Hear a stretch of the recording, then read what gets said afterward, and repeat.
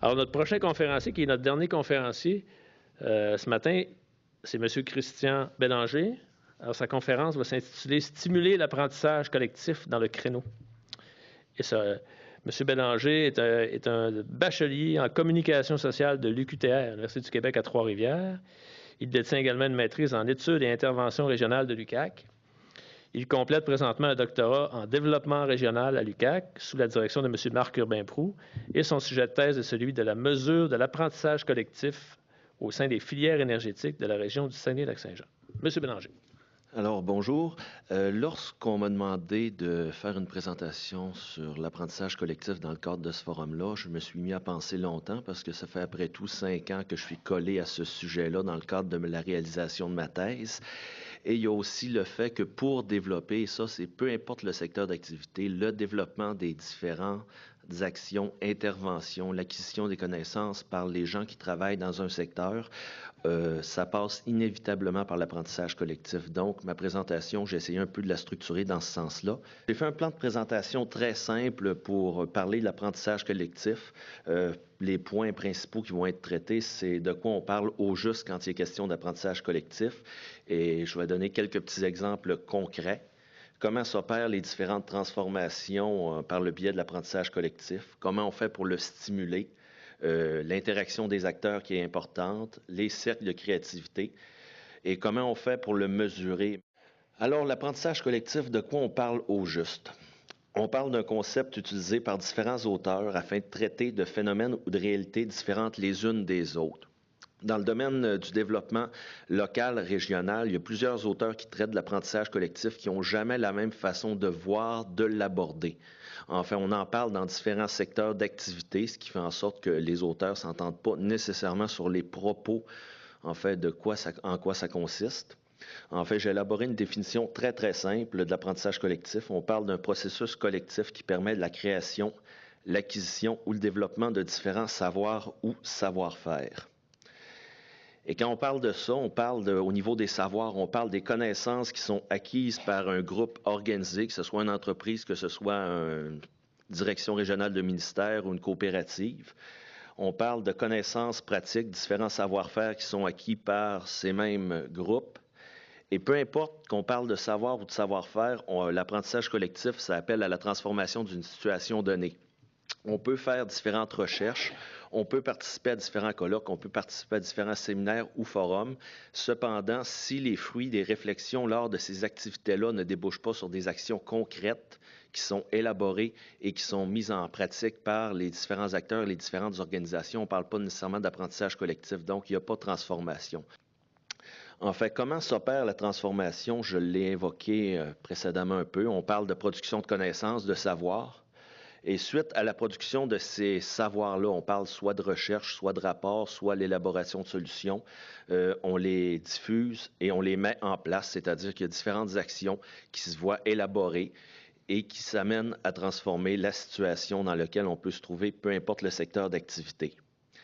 Et lorsqu'on parle de ça, c'est rendu possible par le biais d'acteurs qui interagissent vis-à-vis d'une préoccupation commune. Et ce qui est intéressant aujourd'hui dans l'activité qu'on a, on va avoir différents ateliers, différents cercles de créativité qui vont nous amener à agir sur différents thèmes. Donc, on a déjà des préoccupations communes sur lesquelles vous allez interagir, sur lesquelles on va faire des constats de situation, on va voir diagnostic par rapport à un thème donné, et en après-midi, on va élaborer les solutions. Donc, on est vraiment en plein dans une démarche d'apprentissage collectif aujourd'hui. Et l'apprentissage collectif, essentiellement, comment on fait pour le stimuler? Bien, tout d'abord, le premier point, c'est qu'on fait en sorte que des acteurs se rencontrent au sujet d'une préoccupation commune. On demande aux gens de préciser en quoi consiste leur préoccupation, c'est-à-dire peu importe le thème, peu importe notre façon de voir un thème, on a tous des façons un peu divergentes de l'aborder. Donc, c'est à élaborer, voir qu'est-ce qui constitue précisément nos préoccupations. Et aussi, on élabore des solutions pour répondre à ces préoccupations. Par la suite, lorsqu'on parle de diffusion des connaissances et de leur intégration, en fait, on cible essentiellement certains groupes qui vont avoir accès à ces connaissances-là qu'on a élaborées. Évidemment, on parle d'élaboration de nouvelles pratiques ou de nouvelles orientations, c'est-à-dire est-ce qu'on va d'élaborer une nouvelle façon de travailler dans un secteur d'activité donné? Est-ce qu'on va mettre en place différentes positions au niveau de nos organisations? Enfin, on prend le soin de les élaborer. Et évidemment, il y a application effective des nouvelles pratiques ou nouvelles orientations, ce qui est un incontournable parce qu'on peut élaborer le plus beau plan, la plus belle stratégie qui soit pour agir dans un secteur d'activité ou par rapport à un problème auquel on est confronté. Si on ne l'applique pas de façon effective, notre travail aura été bien fait, mais n'aura pas été nécessairement complété. Évidemment, dans la région, on interagit beaucoup. Saguenay-Lac-Saint-Jean interagit énormément.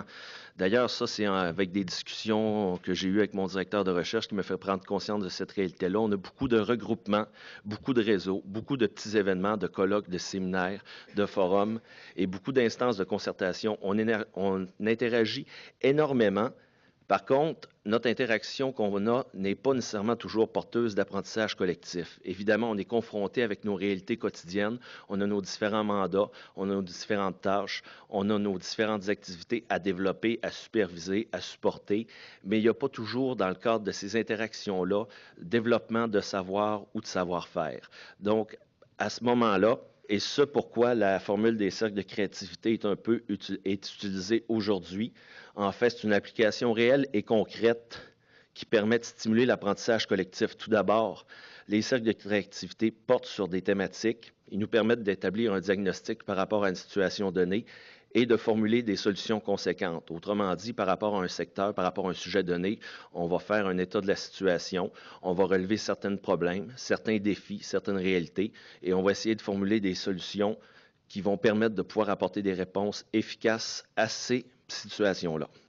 Mesure de l'apprentissage collectif. Essentiellement, on parle d'apprentissage collectif. On peut voir que dans certains secteurs d'activité, on peut apprendre beaucoup, mais concrètement, il faudrait être capable de mesurer cet apprentissage collectif-là, parce qu'en même temps, on pourrait en connaître qui sont les détenteurs, les organisations qui détiennent les connaissances, qui sont les détenteurs ou organisations qui ont les savoirs et les savoir-faire. C'est quand même pratique de mesurer l'apprentissage collectif. On peut se permettre de connaître l'ensemble des acteurs qui détiennent ces éléments-là.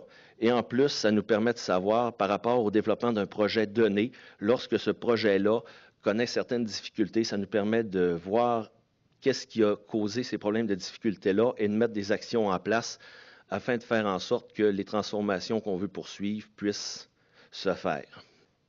Évidemment, dans le cadre de cette mesure-là, il y a une grille multicritère qui a été élaborée pour mesurer l'apprentissage collectif avec 9 critères qui ont été critères, somme toute, très simples, que plusieurs personnes pourraient appliquer avec un minimum de préparation. Ça nous permet de connaître comment l'apprentissage collectif par rapport à un sujet donné chemine. Et évidemment, il est possible de bonifier ces critères-là par rapport au contexte d'interaction des acteurs. Et ce qui est intéressant, c'est qu'au niveau de l'apprentissage collectif, il faut préciser le contexte dans lequel on se trouve. Parce que si on parle des apprentissages collectifs qui sont faits dans le domaine des bleuets ou de la pomme de terre, on va parler de connaissances qui vont être complètement différentes. Donc, c'est l'importance de bien situer dans le contexte. J'ai élaboré la grille de façon très simple.